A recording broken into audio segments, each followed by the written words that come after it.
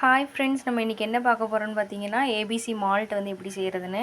Apple 1 எடுத்திருக்கேன், carrot ஒரு 3 எடுத்திருக்கேன், பீட்ரூட் வந்து 1 எடுத்திருக்கேன். சின்னதாக இருந்துச்சுன்னா கேரட் வந்து 2 3 எடுத்துக்கோங்க, பெருசாக இருந்ததுன்னா 1 போதும். பீட்ரூட் வந்து 2 எடுத்திருக்கேன். இப்போ வந்து இதை ஃபுல்லாக வந்துட்டு நம்ம அரைச்சிருவோம். இப்போ வந்துட்டு 3மே நம்ம வந்து மிக்சியில் போட்டாச்சு. இதை வந்து ஃபுல்லாக வந்து நல்லா அரைச்சிக்கலாம். இந்த மாதிரி ஃபுல் அண்ட் ஃபுல் வந்து அரைச்சி எடுத்து வச்சுக்கோங்க. ஃபுல் அண்ட் ஃபுல் வந்து அரைச்சாச்சு ஃப்ரெண்ட்ஸ். கடாய் வச்சுக்கோங்க.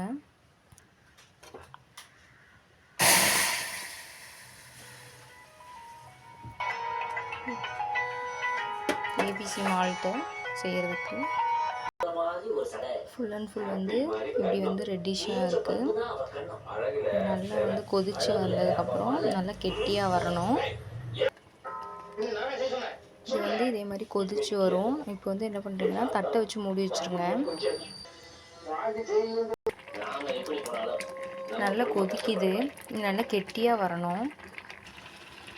நல்லா இப்படி கொதிச்சுட்ருக்கும் போதே உங்களுக்கு தேவையான அளவு கரும்பு சர்க்கரை இல்லைன்னா வெள்ளை சர்க்கரை இதை ஒன்று சேர்த்துக்கோங்க.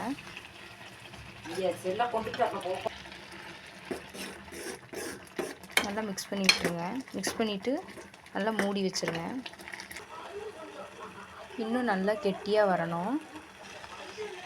ஃபுல்லாக அந்த பபிள்ஸ் வர்றதெல்லாம் போய் அந்த தண்ணி எல்லாமே நல்லா வந்து இஞ்சி நல்லா ஒரு டைட்டாக நல்லா கல் மாதிரி வர மாதிரி வரணும். இன்னும் நல்லா அந்த தண்ணியே இல்லாமல் கெட்டியான ஒரு பதத்துக்கு வந்து வரணும். நல்ல ஓரளவுக்கு கெட்டியாக வந்துருச்சு. நல்லா சூப்பராக கெட்டியாக வந்துருச்சு. இதை வந்து நல்லா வெயிலில் காய வச்சு பொடியாக்கணும். பிடிச்சிருந்தா லைக் பண்ணுங்கள், கமெண்ட் பண்ணுங்கள். மறக்காமல் ஷூஸ் vlog சப்ஸ்கிரைப் பண்ணிடுங்க ஃப்ரெண்ட்ஸ். தேங்க்யூ.